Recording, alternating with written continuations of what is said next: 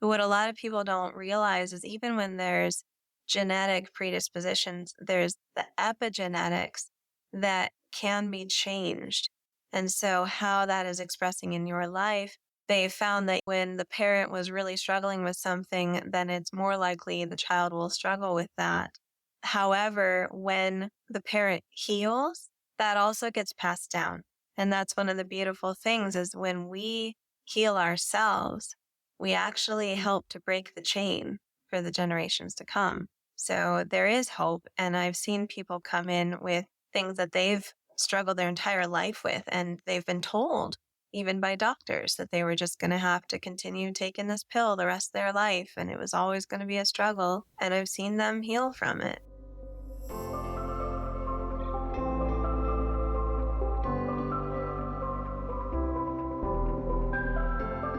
Welcome to the Fire, Soul, and Grace podcast. I'm Dr. Christy Tompkins, functional medicine practitioner and transformational coach. If you are looking to up-level your health in body, mind, and spirit, scale your business, improve your relationships, and create a life you love, you are in the right place.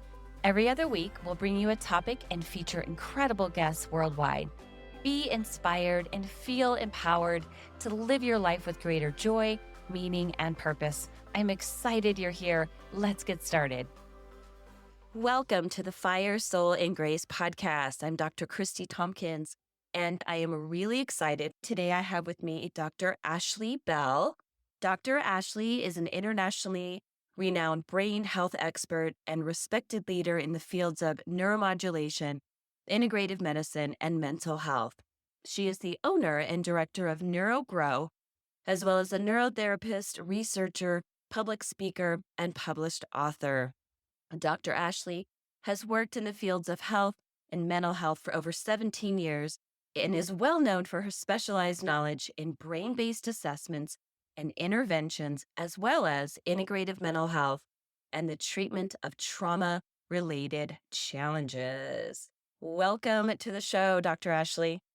Thank you. I'm so glad to be here. Yeah, I am really excited for today's talk. So, Dr. Ashlie, we got connected serendipitously a few months ago. I think I've shared the story with her that I came across her website, and I don't remember how I came across it. I don't know if it was a common person who connected us, but somehow I stumbled across her website, and I just became fascinated with the work that she's doing with the community, and not only local community. We're both based out of Colorado, but also you do see some clients globally as well. So what I want to do is I want to find out a little bit more about, tell our audience the story behind how you got started with the work that you're doing.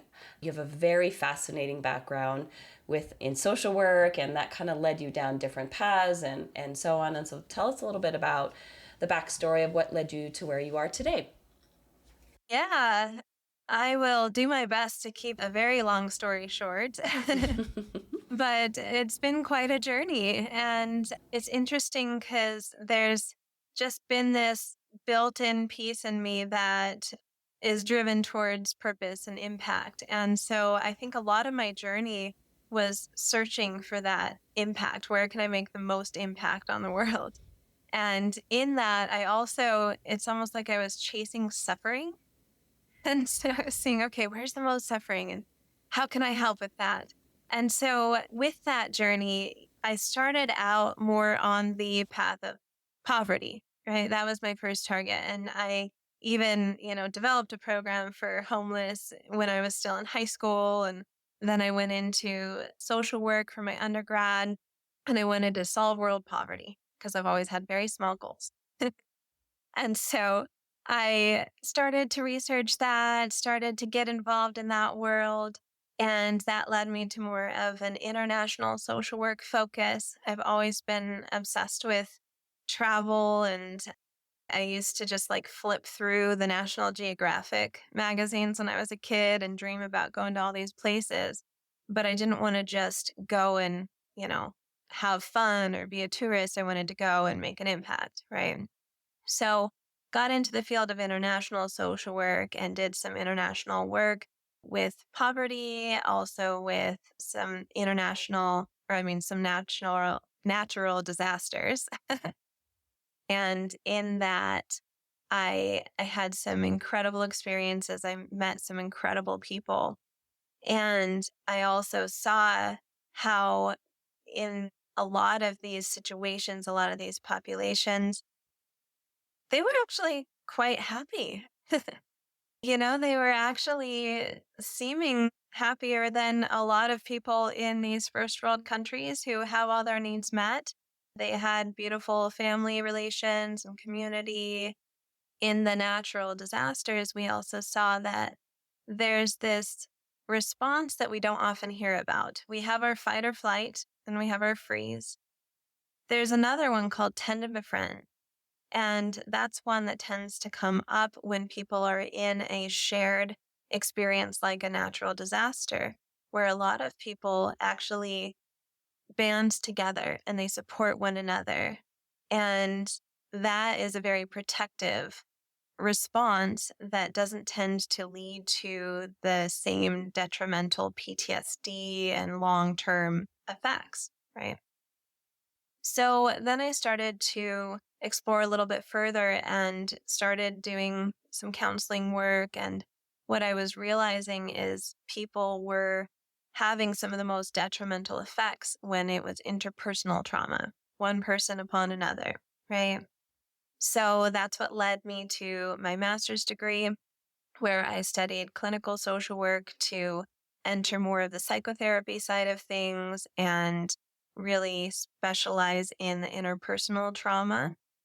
And in that process, both in my work and in my studies, I was seeing that we were using all of our different tools. And a lot of times people would experience improvement, right? But it's almost like they were always hitting this wall. They could get past a certain point, but then there was this aspect of their trauma that just really stuck with them, that they just couldn't get past that point. And a lot of times, maybe we could get them to the point of feeling enough safety, enough symptom reduction to get through their day to day. But it was more rare that we were seeing the full post traumatic growth, which I think is more of when you truly process and integrate your trauma and you're truly able to move forward from it and find meaning and purpose, right? And so I started to search what was getting in the way, what were we missing? And I started to learn about all the effects that trauma has on our brain. How, especially if it's childhood trauma, our brain is developing around that trauma. And even later in life, when we have traumatic experiences, our brain stores that and it's going to respond in a way that is serving it in the traumatic occurrence, the traumatic event. But then sometimes it overgeneralizes that. So it holds on to that response and it keeps doing it later in our life, right? So, for example, if you in the traumatic event had a freeze response, then later in life, you might find yourself continuing to enter into these dissociation type responses, even with everyday stressors, right? If there was that fight or flight, then we find ourselves having more of that chronic anxiety and being triggered and having that hypervigilance, right? And our brain ends up getting stuck in that state. It's trying to keep us safe, right? It's trying to do what it needs to do to keep us alive. However, a lot of times that ends up not serving us. And so what I found was that the brain was the missing piece. And we were trying to go about it with all these tools and talking about it and strategies, and those are all great. However, when you have this trauma response going on in your brain, your fight or flight in the back of the brain is kicking up and it's actually suppressing the frontal part of the brain, which is where we have a lot of our coping skills and our rational thoughts and our time context, right? So the back of the brain where we have that fight or flight response, the emotional response, it doesn't have any time context. It thinks that the traumatic event is still occurring right now, today. it also doesn't realize that society has changed a lot over the years and we're no longer being faced with tigers all the time, right? So it's still going to respond to, a conflict with our boss in the same way as if a tiger was chasing us. So in that aspect, what we find is people are set up at a disadvantage in that they're trying to use this frontal part of their brain to regulate and to use coping skills. But in the moment that they get triggered, this kicks up in the back and the front gets suppressed, and then they can't access everything that they've learned. Right. So I wanted to find ways to get to the brain component and actually help the brain develop in ways that maybe it never learned to develop, help it heal from any damage done. And so that's what led me to the field of neurotherapy. I first was going down the path of yoga, meditation, nature, and I was trying to match up all these things. Okay, so meditation is beneficial for the prefrontal cortex. So if this person has effects on their prefrontal cortex, then let's pair them with meditation, right? And I was trying to put all these little puzzle pieces together. And I actually entered my doctorate planning on studying that, like yoga, meditation, nature, the effects of those on the brain. And in that process was introduced to neurotherapy. And it was actually the dean of the college. And we were just chatting one day, and I was telling him my grand plans for my dissertation and the pre-post brain scans and everything. And he's like, well, you know that there's something that can just read the brain, see what it needs, and then give it exactly that. Right. Like, tell me more. And he proceeded to tell me about neurotherapy.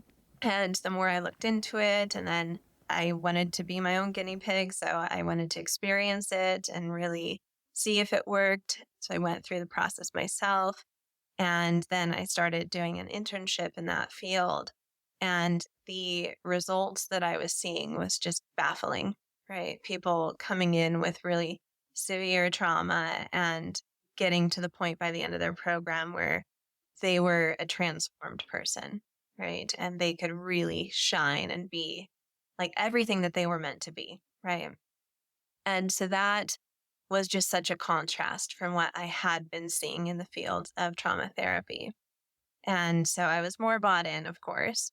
And that's when I studied it more, got certified, got all the higher education pieces for that, and started implementing it. And in that process, I also started to see how it's not just trauma, it's not just PTSD. You also see roots in the brain related to depression and generalized anxiety and ADHD and concussions, of course, and learning disorders. There were all these different things where we were missing the actual roots in the brain when we were trying to treat them. And I think it's Daniel Amen that said that psychiatrists are the only medical professionals that don't look at the organ they treat. And I think that could be Interesting. generalized to the whole mental health field. We're not actually looking at the organ we're trying to treat.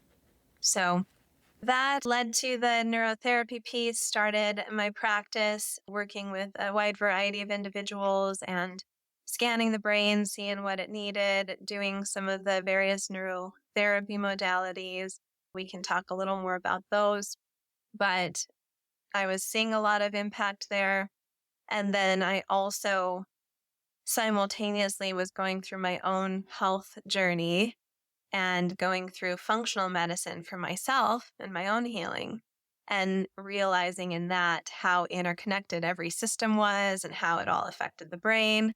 And so then I was like, okay, there's another missing piece, getting to the roots in the body that are also contributing to the brain patterns. So that ultimately led me to integrate the functional integrative medicine with the neurotherapy and the psychotherapy. And that's what led to NeuroGrove, my center today. That is an incredible story. And just hearing you talk about the sequence of events and what led you to really focus on the brain, it sounds very simple. Like, when we think about irritable bowel or something going on with our stomach or skin. And obviously, I'm going to focus more on functional medicine because that's what you and I do, not necessarily conventional medicine, which that is a different approach to healing the body usually. But when it comes to, like you said, depression, anxiety, ADHD, of course, traumatic brain injuries, of course it makes sense to focus on the actual organ itself, the brain. And not to say that the other therapies like the yoga, the meditation, being in nature, what you eat, of course, all, it really is that synergistic integrative approach, which I know you embody. Those can be helpful too, but really for those people that are stuck, it's like that loop that they can't get out of, or they feel like they can't get out of. And that's why the problem isn't getting resolved, because you're going about it looking around the brain instead of actually going to the brain. So I just think it is Yeah. fascinating. And the quote, by Dr. Amen about psychiatry, it's like, yeah, let's just give a medication, let's do this, let's boost serotonin, versus going actually directly to the brain or to the root cause of what led to those symptoms in the first place. Exactly. Yeah. And I love the word NeuroGrove because it's like a grove. I was looking at your website. It's like a grove of trees, kind of like the nerves, the billions and trillions of nerves that we have throughout the body. Yeah, that was the concept. And then the aspen grove is also all one organism. So an entire grove is actually one organism because they're all connected at the roots. Oh, So that interesting. was also part of the concept. Yeah, and I think redwoods too. I was reading the redwood trees. They Ah, have they have a lot of the deeper roots. They're tied together. I heard this or wow. read this recently, and that's why it truly is a community. Like they are Yes. connected. They're going to help each other withstand any. I mean, there's massive trees anyways, but they're going to help each other withstand any kind of storms or anything that's going to take it down, similar to the nerves. So what are some of the most common conditions that you see at your clinic? What are the top, I don't know, 3 or 4 reasons why people come to seek help with you versus going to a therapist or going to a functional medicine doctor? Well, so we see a lot of the same people that would be going to a therapist or to a functional medicine doctor. We work with people with various different mental health challenges. So that's one of the pieces. There's learning disorders and concussions. So if we were to kind of boil it down to three categories, those are our three primary. We do have some clients that also are just looking for peak performance optimization. They're already healthy, but they want to really enhance something. If they're a musician, they can enhance those brain regions, or they're a CEO executive, we can enhance those pieces. So, but those are our primary populations. What I will say is one of the differences in a lot of the people that walk through our door is it's the ones that have quote unquote tried everything, right? So they've already been through the gambit. They've been through years of psychotherapy. They've worked with a multitude of doctors. And I know functional medicine sees this same trend where it's like they've exhausted all the other Western medicine and the other approaches, sometimes even a lot of Eastern approaches, and are still struggling. And so this is oftentimes what I do find makes the difference. And I think part of that is we really focus on getting to the roots. And so that's both in the brain and in the body, as well as the emotional roots, right? Spiritual roots. There's a lot of different variables there. And then I think the integrative approach is really key because when we are treating the body as if it were fragmented, right? So even treating the brain, if we're just treating the brain as if the brain exists all on its own, we're not going to be as effective as if we realize, oh, the brain actually extends all the way down the spine and all the way out to the fingers and out to the toes, right? And it innervates every organ and every system in our body, and they're all constantly interacting. There's so many feedback loops. So when we can address it from all the angles, and if they have issues in the gut and they also have issues in the brain, we address both, as opposed to if we only address one, the other might keep pulling that back out of balance. And so the effectiveness is limited. You can have the same treatment that could be effective, but when you isolate it, it's not as effective. Yeah. You are doing the actual hands-on, I don't want to use the word equipment, but the actual functional brain imaging that you're doing with your clients, I think. And I actually was a client of Dr. Ashlie, I think it was last month, and got to go through the whole initial first step of the evaluation, which I found fascinating. And I definitely want to do a bit more. So tell us a little bit more about the neuroimaging that you do in your clinic with clients. So, the neuroimaging we do, we actually have 3 different brain analyses that we're doing. One of them is the traditional EEG. So, that's what most people have seen on movies. It's the squiggly lines representing the brain waves, right? Most people know of EEGs related to seizure disorders or concussions sometimes. But what we've found is that the EEG shows us a lot of patterns that are also related to things like anxiety and depression and trauma responses, all of those. It can tell a story. So that's our first step is you have to have a very trained eye to pick out all the patterns in the squiggly lines. But once you can do that, you can really get a lot of information just from that.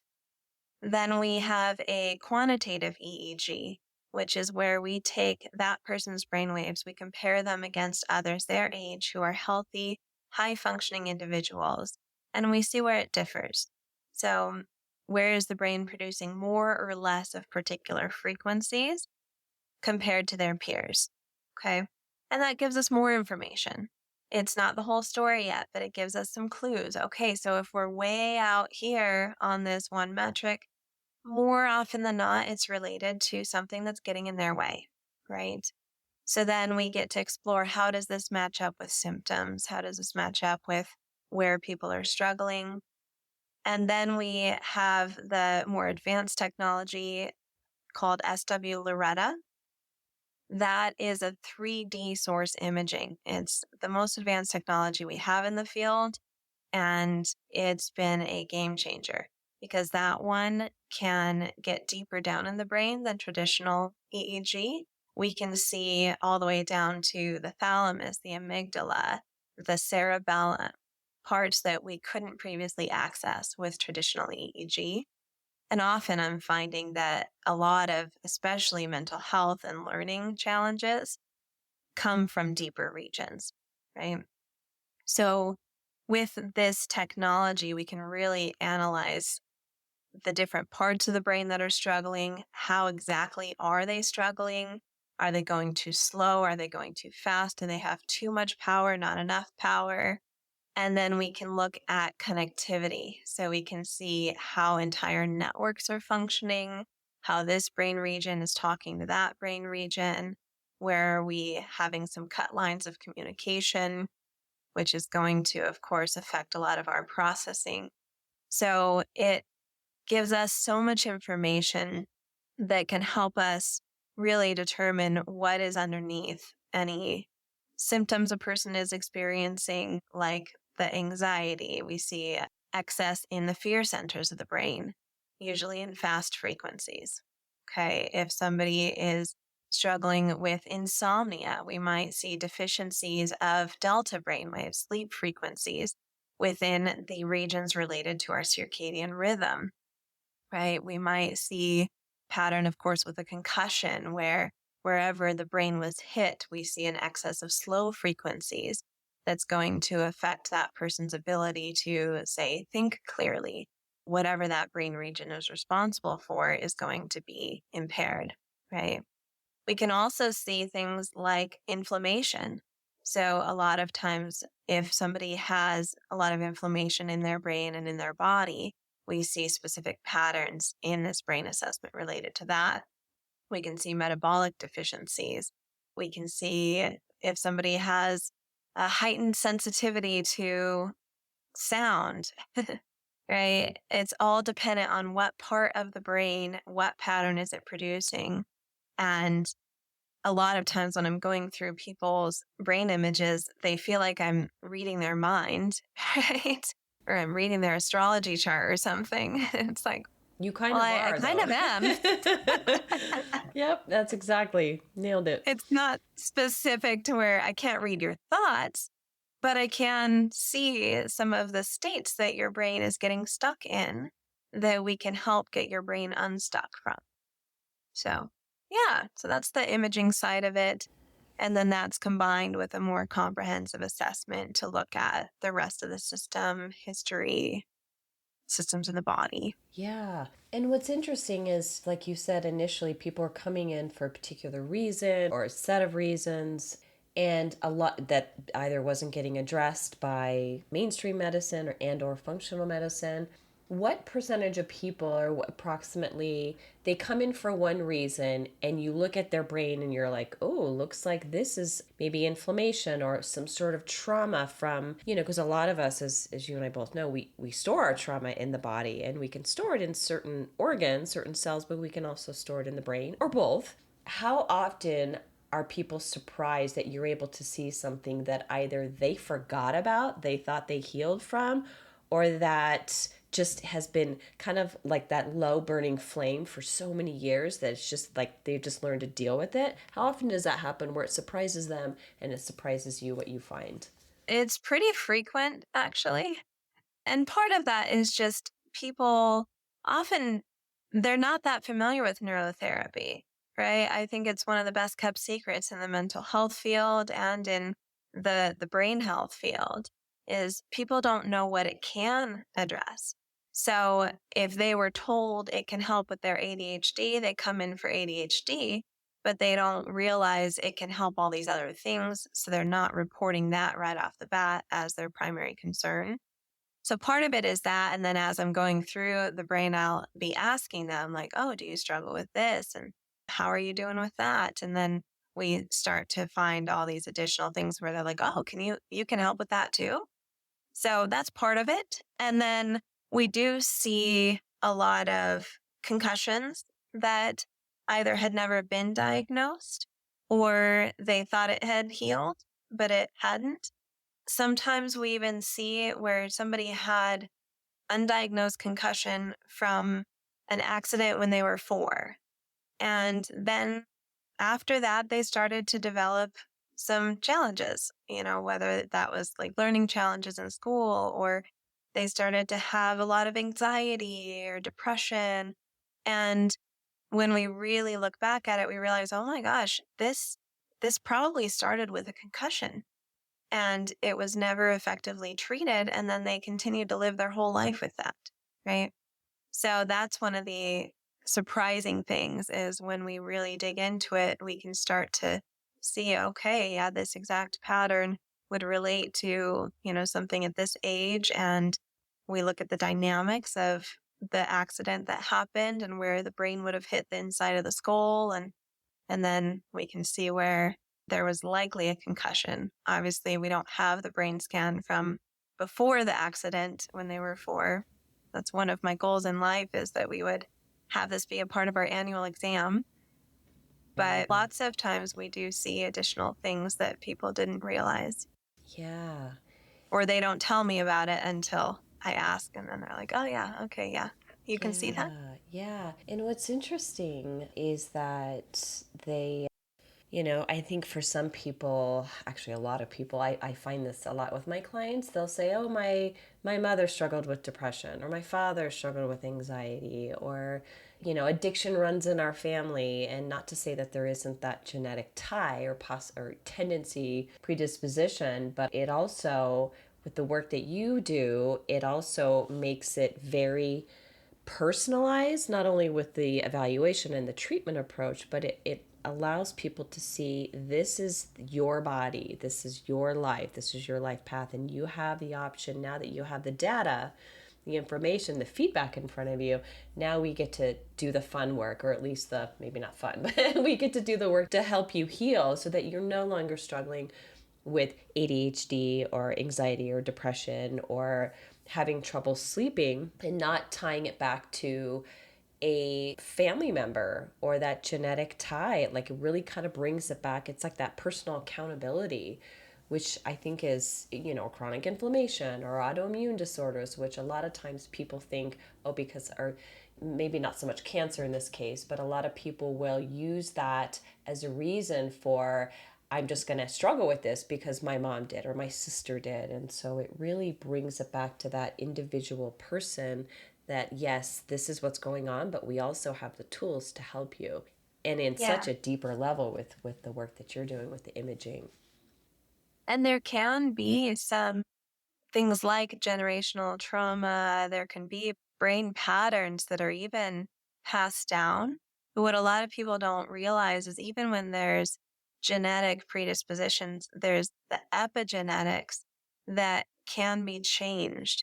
And so, how that is expressing in your life, they found that, yeah, when the parent was really struggling with something, then it's more likely the child will struggle with that. However, when the parent heals, that also gets passed down. And that's one of the beautiful things is when we heal ourselves, we actually help to break the chain for the generations to come. So there is hope. And I've seen people come in with things that they've struggled their entire life with, and they've been told, even by doctors, that they were just going to have to continue taking this pill the rest of their life. And it was always going to be a struggle. And I've seen them heal from it. So I'm not going to go claiming to cure everything, but I think that there is a lot more hope out there than people are given, and that we really can train our brain to respond in a very different way. We can adapt these patterns and, yeah, set ourselves up for success for the years to come. Yeah, the neuroplasticity, then that's, Mhm. yeah, just like any organ in the body, the brain can repair itself. It can Yeah, change, absolutely. exactly. And not just, you brought up a really good point about the parent and whether there's still that close connection with the family member. The same thing applies with, people across the world, right? The people you interact. I mean, just that one person that you interact with, and then that person interacts with another person, and that just spreads throughout this globe of having that changing the behavior and changing the way you speak to people. And you mentioned earlier about the worst, one of the worst kinds of trauma is the interpersonal trauma, the suffering that's caused by another person, which we all know that happens a lot. But being able to heal yourself on a physical level, but also the mental, emotional, spiritual level too. Yes, you're healing your body, but you have this powerful impact across the globe too that you can't see in the moment. Yes, exactly. Well, and one of the things that I love about this work is we're almost freeing the person up to be that best version of themselves, right? So it's not that it takes the place of our own personal growth and our spiritual development and our purpose in life. It's more that it gets us unstuck from that, trauma state or this inability to actually implement our plans and our goals or whatever it is that's getting in our way. When we optimize the brain and our wellness, then we're set up to be able to really be all that we can be and make our impact in the world. We're also set up to be able to engage in other healthy lifestyle things, right? Like I'm still a big fan of meditation, like we were talking about. But you take somebody who's in a really high anxiety state and you try to tell them to sit down, close their eyes, and meditate, it's going to be really hard. And sometimes it's going to kick up that anxiety response even more, right? But if you can train the brain to calm down and enter into a meditative state, then the person can choose to implement meditation in their life and they start to get the added benefits of the meditation, right? Or one of my favorites too is even diet and exercise. Like when somebody's really struggling, you can tell them to go cut out sugars and eat more kale, but they're probably not going to be able to do it if they're struggling with severe depression, Mm-hmm.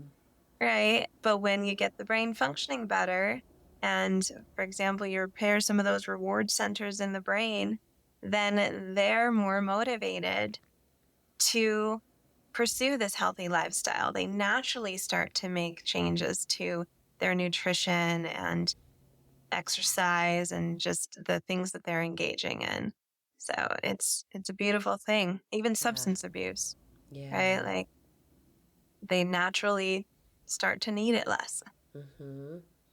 Yeah. So many different tools to use. And also, the accountability, just that knowing somebody's with a guide, a mentor, a doctor, somebody on their healthcare team, knowing that somebody, like maybe you can show them, oh, well, this, if we do this, this is going to help you sleep, and this is going to help you so that your moods are more stable, and this is going to help you so that your body doesn't hurt all the time. And I think people just want to know, they want to know why they're doing something. Why am I meditating? Why am I going to sit here and try to, you know, think of nothing? That sounds awful.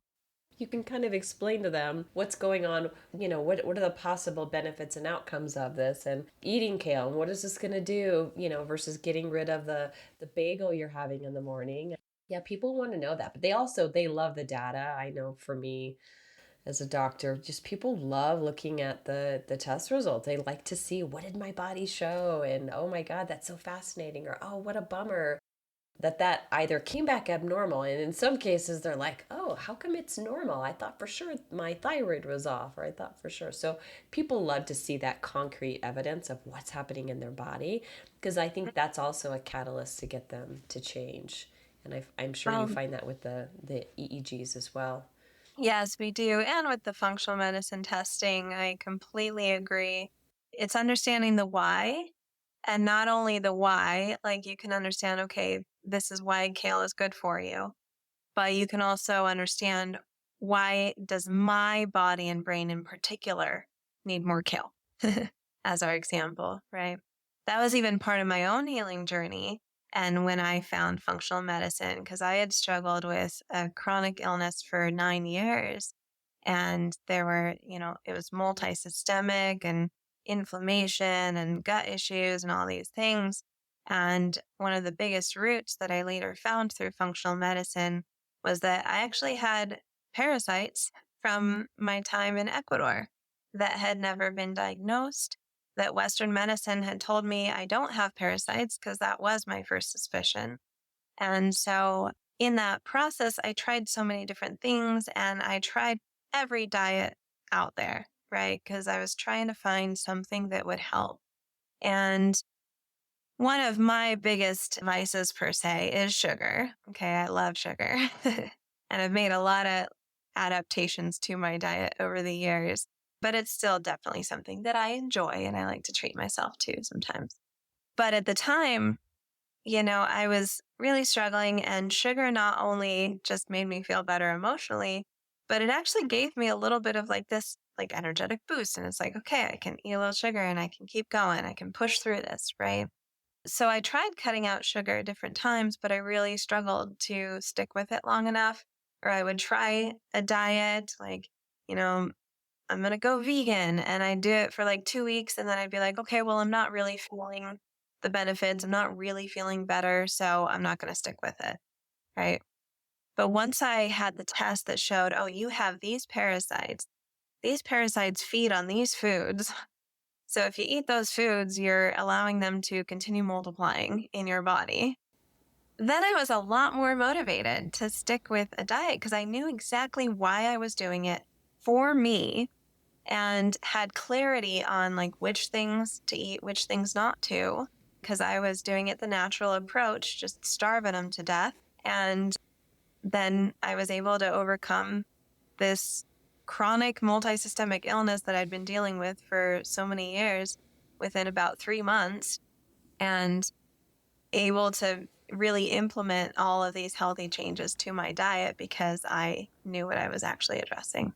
Yeah, and you bring up sugar. It's one of the hardest addictions. Maybe not quite as bad as tobacco, but it's definitely not only more of a habit, an addictive habit, but I think biologically your body was craving it. And whether it was the parasites that you weren't aware of or were aware of, or if somebody is stressed or anxious, or if somebody has low cortisol because of adrenal exhaustion or whatever, or they are their body is sick and they need some sort of quote fuel to repair, sometimes our body does have that inherent craving and it's not always healthy, right? Sugar or Doritos or, too much caffeine, but sometimes our body, but the same thing can work for water. The same thing can work for vegetables and fiber. The same thing can work for protein. I mean, there are certain times where we have these natural cravings because our body's like, give me more magnesium, give me more fiber, give Yeah. me more fat, avocados and olive oil. So sometimes but it's really, really, and that's where, meditation and other types of integrative therapies come in, where sometimes it's really getting quiet and really kind of tuning in. What does my body need right now? Does it need a hardcore workout? Does it need yoga today? Does it maybe need a walk in nature? And you bring up that point about just kind of tuning into our body and knowing, having that discernment of, is this a good craving that I should give into, or is there something deeper here? Is there a deeper message that I need to see or hear? Exactly. Yeah, I've actually started calling it, on even just the nutrition side, intuitive nutrition. Mm-hmm. So it's like personalized. It's going to be different for everybody, and it might even be different day to day, week to week, right? Like women go through a monthly cycle. We may not need the same exact diet the entire month. There's different stages we go through where our body's going to crave different nutrients.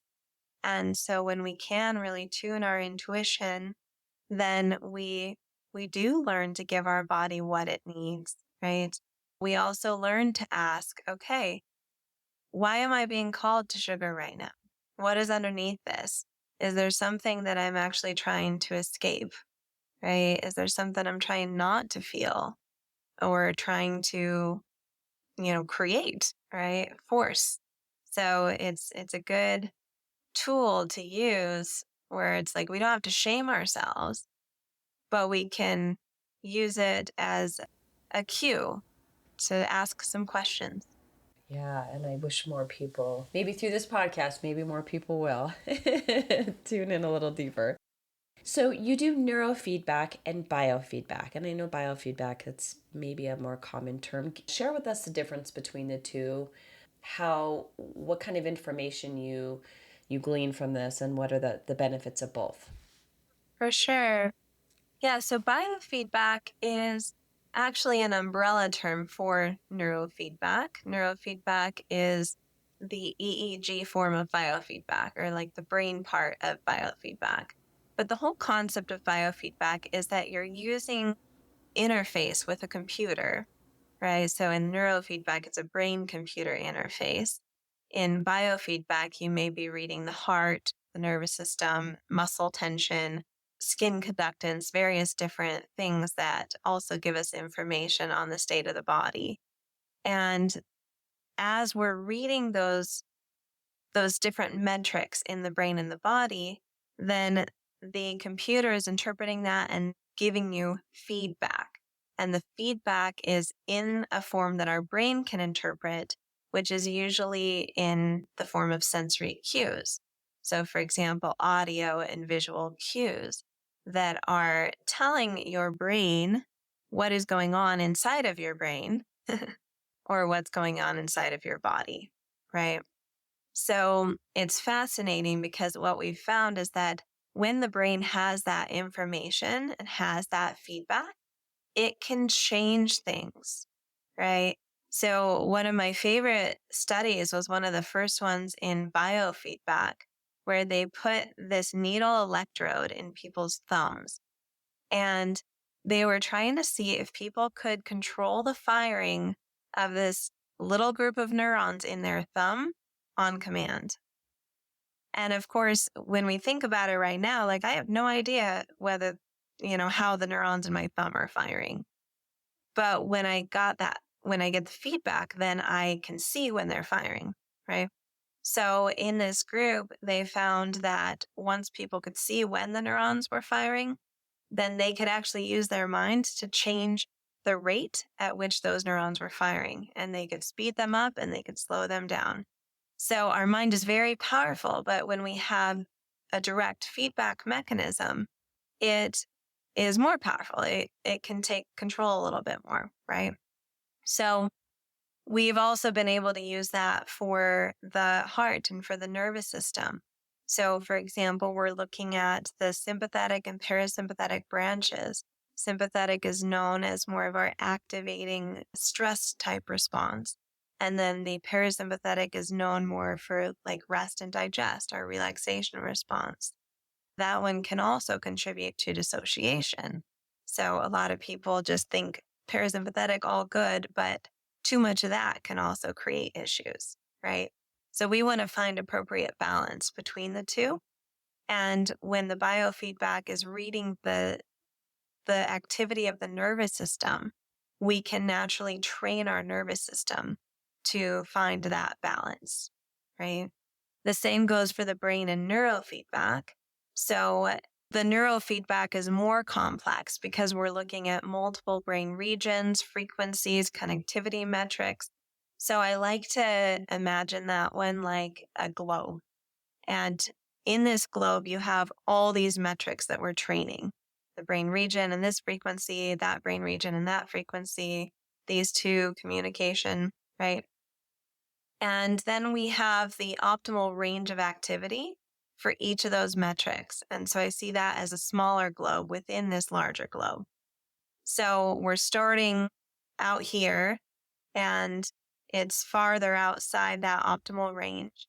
And then we're going to teach the brain how to bring all those metrics towards that more optimal range. Okay.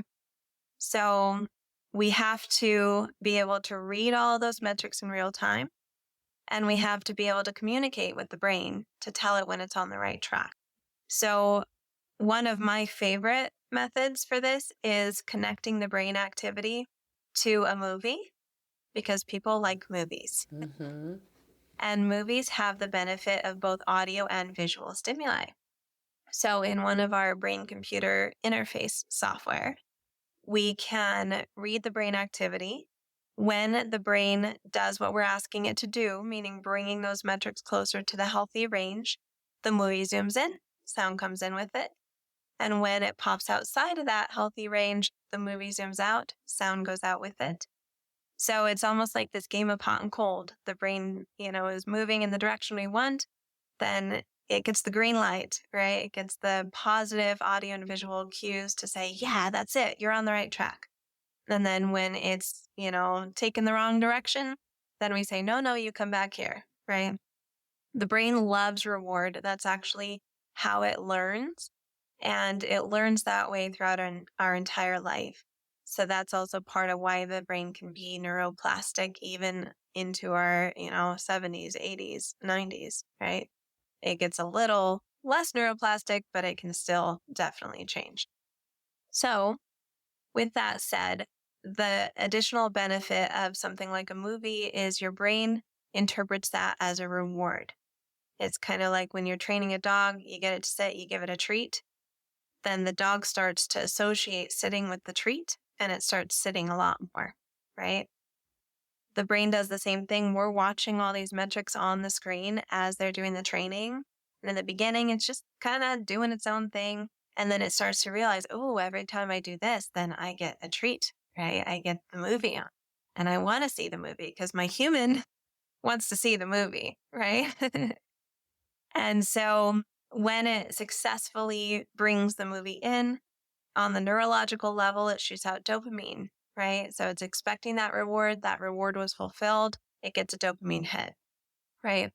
Then that dopamine draws in these cells that wrap around the new connection to preserve it so that the brain can remember that in the future because it wants to find the treat again. And over time, we see the brain start to organize and we see it start to do the things that give it the positive reward more and more. And then the things that are not giving it positive reward, it kind of lets those pathways start to wither away. So this is how we are rewiring the brain. We're showing it a whole new path. And this is where, especially if it's something that we've struggled for so many years with, the brain doesn't know what to do, right? It might not know another way of functioning. But if we can show it, we grab its little hand and we take it down this new pathway, right? And we keep giving it little treats along the way. Reminds me of like ET when they put out the M&Ms ramen. Yeah. Or Reese's. I think it was Reese's Pieces, Yeah. right? Yeah. Oh, Reese's. Yeah, you got it. Yeah. Then, yeah, you can actually lead the brain towards these healthier patterns and show it how to do it all on its own so that it can keep doing that. And with repetition, you make those new pathways thicker and stronger, and they become the more automatic. So that's how we're seeing not only changes in how the brain is firing, but we're even seeing structural changes with the neurofeedback, and we're seeing long-term results because the brain can continue doing that on its own, right? We're also not forcing it to do anything. So we don't tend to get the side effects or, abreactions that a lot of other interventions do because the brain gets to go at its own pace. We're just luring it in per se, right? Now, there's one more intervention that we use a lot, and that's the neurostimulation. And neurostimulation does use an external source. So it's either really low level electrical current or electromagnetic frequencies, or we have infrared. It's called photobiomodulation. All of these are really helpful for showing the brain the way. They're still at very low, safe levels so that we're not forcing the brain. We're still coaxing it, but we're giving it a little bit of a boost. So I see that almost like the training wheels, where if the brain's never produced alpha, it doesn't know how to produce alpha. So the training in neurofeedback can be challenging because it still has to figure out how to do it. So sometimes we'll combine neurostimulation with neurofeedback. We'll show it, like in this example, we'll help it produce more alpha frequencies, kind of like binaural beats, but just direct to the brain, right? Then the brain learns what alpha feels like. And so then it can start to do it on its own. That's when we remove the training wheels and we reinforce it with the neurofeedback. I also find that the neurostimulation it gets people a lot farther faster. It gives them a little bit more immediate relief, which usually by the time they find us, they are really looking for some relief. And it does a lot of the heavy lifting for us. So that combo of those three, the neurostimulation, neurofeedback, and biofeedback, I have found that to be such a beautiful, magical combo that gets people really far. Yeah, that's a beautiful, beautiful description. I love all of that. And you bring back something about, the reward, like we would be training an animal, a dog, training a child, working with a team of people for your company or any kind of relationship. But it really comes back to that harmony and that resonance with, working with your brain. I mean, for those of us who are very avid with exercise or yoga or strength training, or we work our muscles and we might be eating healthy, but sometimes we forget that respect or that admiration or emphasis on not just treating the body but really having that beautiful harmony with, like, I want you to get better, I'm going to work with you, I'm going to give you a reward, or if we're going to do a workout afterwards, we get to play. Or if we're going to be doing a bunch of work afterwards, we get to do this. We get to connect with other people or watch a movie, or we get to.